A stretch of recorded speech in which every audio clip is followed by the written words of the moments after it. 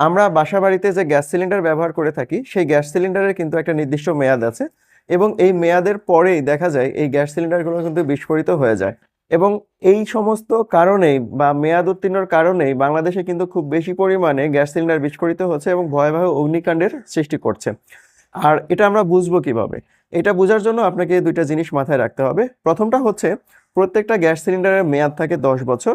এর মধ্যে প্রথমে একবার টেস্ট করা হয়, টেস্ট ডেট থেকে পরের 5 বছর এর ভালোভাবে মেয়াদ থাকে এবং 5 বছর পর এই সিলিন্ডারটাকে আবার চেক করা হয়।